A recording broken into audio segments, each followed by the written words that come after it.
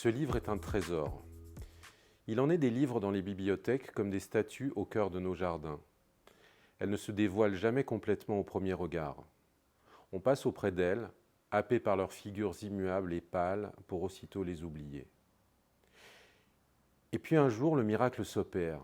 La statue se met à vivre, le livre s'ouvre entre les mains du lecteur.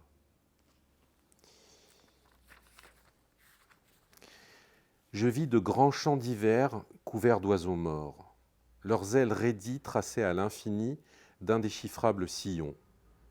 Ce fut la nuit. J'étais entré dans la province des jardins statuaires.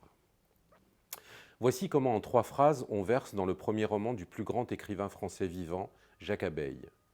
Comme dans un rêve, comme dans une ivresse joyeuse, comme dans la promesse d'une aube étrange et oubliée, familière et pourtant menaçante. Dans une langue somptueuse, empreinte d'un classicisme noble et épuré, qui n'est pas sans rappeler celle du jeu des perles de verre d'Hermann Hesse, Jacques Abeille nous entraîne dans les jardins statuaires. Le roman nous plonge dans un monde de jardiniers qui cultivent et font naître d'immenses statues de pierre dans de vastes domaines sous d'amples murailles.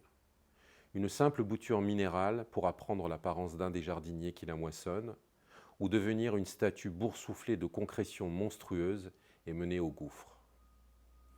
Oubliez les étiquettes qu'on accole parfois aux livres de Jacques Abeille, science-fiction, surréalisme, imaginaire.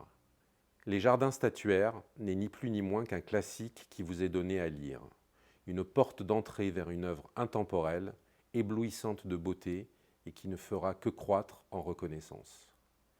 Veuillez entrer à présent dans les jardins statuaires.